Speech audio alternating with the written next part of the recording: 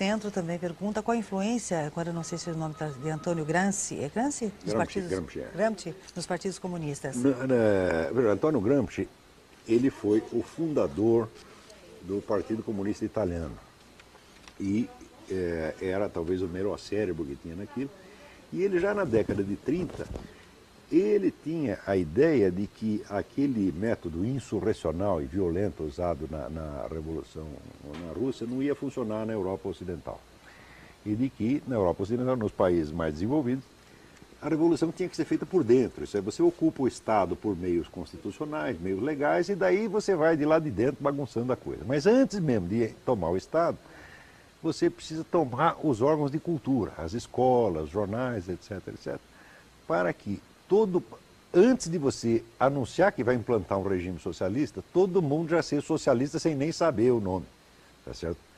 E ele cria então essa estratégia do que ele chama de revolução cultural, que precede a revolução política. Nós podemos dizer que no Brasil, a revolução cultural, isso é a inoculação de um vocabulário socialista, de valores socialistas, símbolos socialistas, em toda a cultura, já estava pronta e já estava vencedora há mais de 10 anos atrás, tá certo? Então todo mundo vai aceitando isso. A ideia do Gramsci era que todo mundo aceitasse isso como uma coisa tão natural, que ele diz que a autoridade do Partido Comunista, do partido que conduzisse o processo, ele diz, seria onipresente e invisível como um decreto divino, que você obedece sem nem saber o que está acontecendo, obedecendo. Isso é a expressão do Gramsci. E em muita coisa você vê que isso já está acontecendo no Brasil. O Gramsci é o teórico mais importante do comunismo, né, depois de Lenin, Stalin, etc., né? E no Brasil é tremendamente influente. É talvez o autor mais citado em teses universitárias no Brasil. A Universidade Brasileira se transformou num templo devotado ao culto de Antônio Gramsci. Só se ensina, tudo que se ensina é baseado no Antônio Gramsci. Agora, o pai e a mãe que tem o filho na universidade nem sabem disso. E o filho que está lá na universidade recebendo tudo isso, ele não sabe que isso é pregação política. Isso para ele é a natureza das coisas, é o conteúdo da matéria que está sendo ensinado. Se não há alternativa, se não existe confronto, você não fica sabendo exatamente onde você está. Você vê, um time de futebol, o que seria um time de futebol que entra no campo sem ter outro time do outro lado? O que ele vai fazer lá? Eu digo, olha, vocês estão mais ou menos assim, não sabem nem o que estão fazendo no campo. Eles têm que ter a confrontação. Tá certo? Não essa falsa confrontação, como disse o Edward, da esquerda com a esquerda mesmo. Não, tem que ser total, tem que haver total para que o pessoal de esquerda coloque as suas posições, e todas as faixas de esquerda e todas de direita tem que estar presente, o pessoal tem que conhecer tudo. Por quê? Porque isso aí ninguém é o dono da verdade. Já dizia São Tomás de Aquino, na verdade é filha do tempo. Quer dizer, precisa ter muita gente, né? Ou a Bíblia disse, quando você tem mais conselheiros é melhor para você. Porque você ouve todos e depois você tira a sua conclusão. Aqui, o telespectador, o leitor do jornal está sendo privado desta oportunidade. Então, a Juarez do Bom Retiro, recentemente o ministro Tarso Genro fez um acordo com Cuba para utilizar o método de alfabetização infantil e juvenil usado em Cuba. Será que nossos professores não são capacitados para ensinar nossas crianças? Isso é preciso? Não só os nossos professores podem estar, mas o seu Tarso Genro não está capacitado nem para ser diretor de uma escola primária. Tá certo? Eu duvido que esse sujeito entenda alguma coisa de educação, de filosofia de educação, etc, etc. Não tem qualificação para isso, está lá só para fazer politicário esquerdista. E esse negócio de trazer técnico cubano e se inspirar em Cuba, isso é uma pouca vergonha. Porque o pessoal, não, mas Cuba tem o mais baixo nível de analfabetismo da América Latina. Eu digo, já tinha nos anos 50, muito antes da Revolução. Cuba sempre foi um país de gente culta.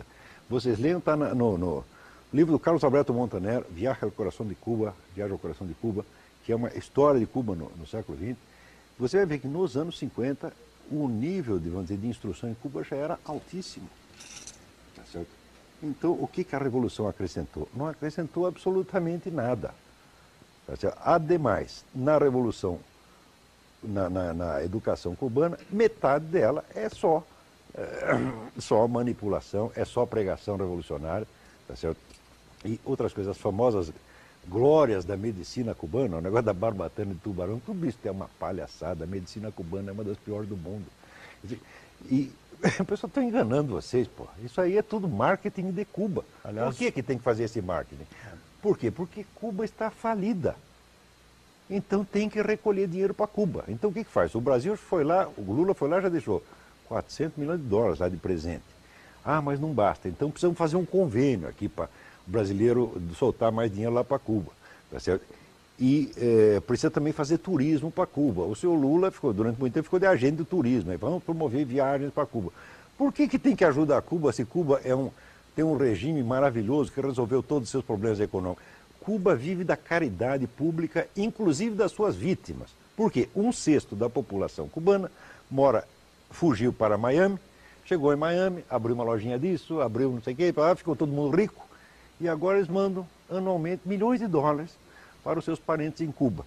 Então, é um regime falido que vive da caridade das suas próprias vítimas.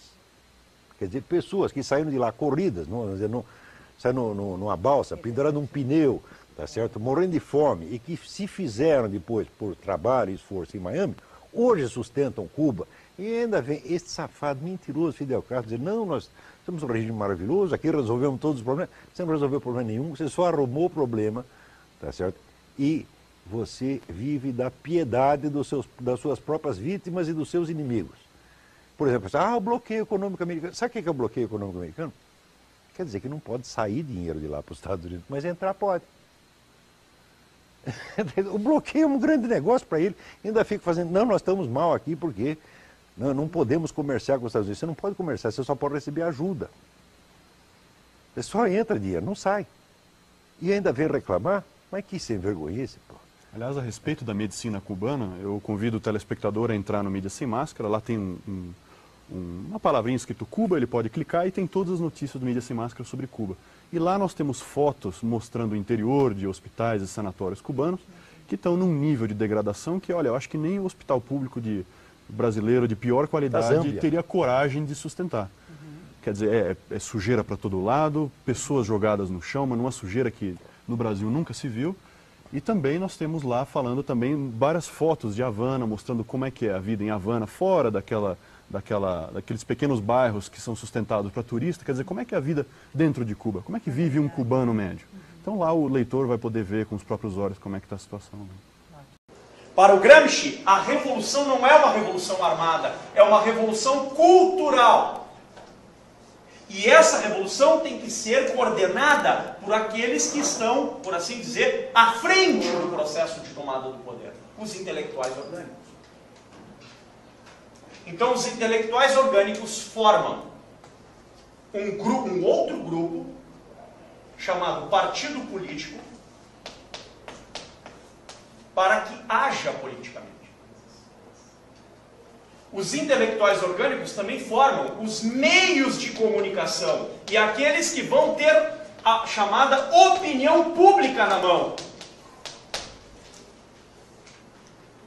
E os intelectuais orgânicos também formam a classe universitária, para que ela, entre aspas, esclarecida, possa cada vez mais introjetar e formatar a hegemonia cultural, num nível mais alto do que os dos meios de comunicação. Você tem ação política, ação social e ação intelectual coordenadas por um mesmo grupo. Estão entendendo o que eu estou dizendo? Então, na sociedade, é como se você tivesse uma pirâmide dividida em classes. O Marx dividiu em 2 andares. O Gramsci fez uma divisão bem maior. Ele foi colocando o indivíduo e também o que ele chamou de superestruturas, por assim dizer, impositivas. A saber, família, escola, igreja, sindicatos, partidos políticos, Estado e economia. E a revolução e a hegemonia não podem tomar de uma hora para outra a economia para modificar os meios de produção, como quis o Marx. A mudança não tem que vir de cima para baixo, diz o Gramsci, mas de baixo para cima. Você tem que primeiro destruir a família, depois destruir a verdadeira educação, depois destruir a igreja, depois destruir os sindicatos, a não ser o seu próprio, destruir os partidos políticos, a não ser o seu próprio, para que aí você tome o Estado. E tomando o Estado, você paulatinamente acabe com a oposição. E acabando com a oposição, você conquiste hegemonicamente a sociedade inteira. Destruir, você fala aniquilar? Aniquilar. É a própria família? A própria família. Porque a família, segundo o Gramsci, é uma estrutura moral burguesa. A moral cristã, que é a base da família, na civilização ocidental, para o Gramsci é uma moral burguesa.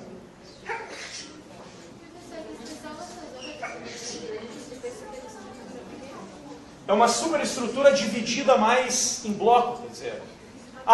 Tu diz de uma para a outra, uma superestrutura impositiva. Quaderno de Descartes, de volume 5. Pô, ainda lembro disso aí, hein? Deixa eu ver. Também os caras... Não vem ao caso. Tá claro esse negócio ou não? Aonde que começa a coisa? De novo, na cultura. Você precisa dar os livros certos para que as pessoas não pensem diferente disso.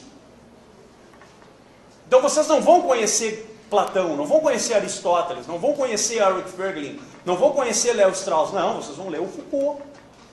E é a única coisa que vocês vão ler na vida. Absolutamente. Totalmente, integralmente. Toda estratégia hegemônica, segundo Gramsci, é nada mais nada menos do que manipulação. Ganha quem tiver maior poder de manipulação.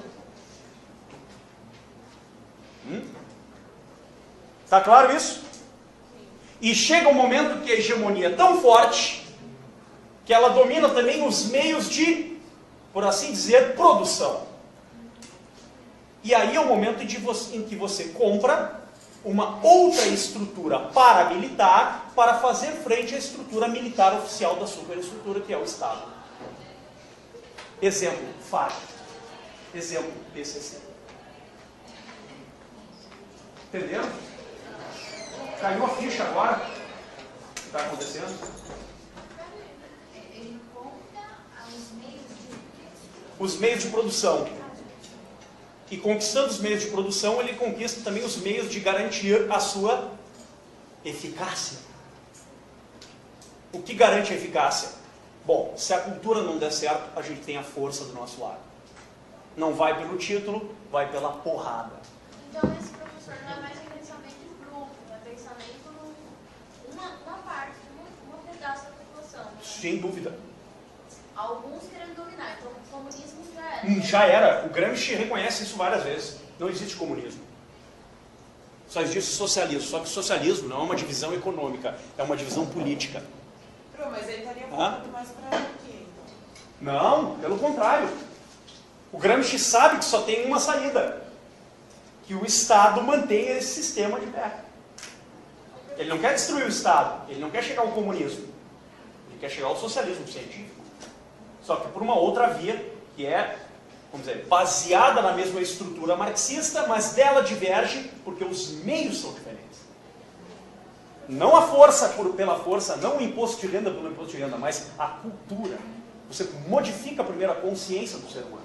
E depois de modificar a consciência do ser humano, você obtém integralmente o poder sobre ele. Só uma coisa antes de falar, desculpa, que eu me esqueci, senão eu vou me esquecer. Como é que o Gramsci chama a mim e a vocês? Isto é, os cobaias desse processo. Idiotas úteis. Nós somos, eu e vocês, para o Gramsci, nós todos aqui somos os idiotas úteis. Porque nós somos cobaias dessa estratégia revolucionária e hegemônica. Nós estamos integralmente alienados. E não estamos percebendo isso. Foi, próprio. Ele mesmo. Vocês entenderam? O Gramsci é o gênio do mal. Tá claro?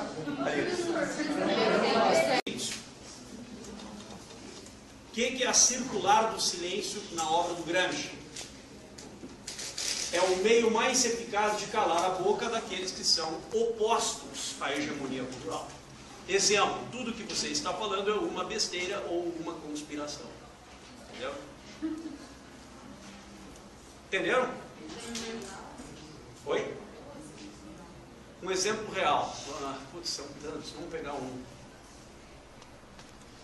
Vou te dar um exemplo que é bem chocante, né? Vai desagradar talvez pessoas aqui na sala, mas ele falar igual. Hoje existe uma campanha pela liberação das drogas em andamento.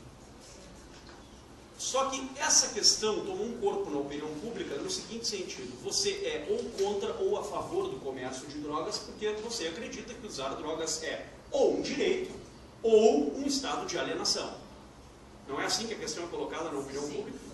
Só que tem um aspecto que ninguém falou ainda, que é o seguinte: quem é que vai dominar a produção de drogas e o comércio de drogas no Brasil, caso seja liberado? E aqui a gente chega num monopólio, e esse monopólio chama-se FARC. Entendeu? Então, para que esse direito, entre aspas, vingue, nós aceitaremos que existe um monopólio econômico que domina todos os meios de produção disponíveis a esse respeito.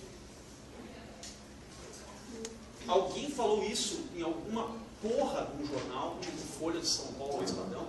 Não. Por que não falou? Porque se falar, amanhece morto. Vocês entenderam isso agora ou não? Estão gravando isso? Não tem problema, pode gravar, porque não tem medo de morrer. Pode gravar. Ficou claro? Ou não? Então está aqui um exemplo. Você está entendendo? Tem outros vários exemplos que eu poderia dar. Agora...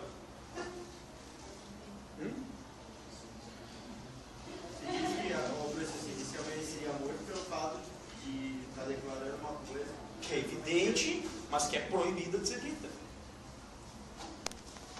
Por que é proibida de ser dita? Porque, de fato, aqueles que estão diretamente interessados na liberação de drogas não estão interessados em reconhecer um maldito direito.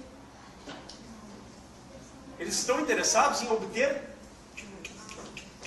grana com isso. Só que para isso eles precisam de um meio cultural. Qual o meio cultural? Dizer que usar drogas é um direito. E fazer aqueles que usam se tornarem ainda mais dependentes disso. E, portanto, comprarem este produto. Comprar esse produto de quem? Deles. Torná-los mais ricos. Entenderam como é que são as coisas no mundo?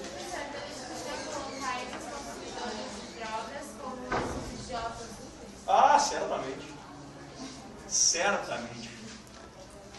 Para eles, são. Em uma ou outra medida, para eles, nós sempre seremos idiotas úteis. A não ser que algum de nós esteja lá no grupo. Estão entendendo? Muito bem, vamos chega de falar de Gramsci, é muito realismo cruel o nosso gosto, não é brincadeira.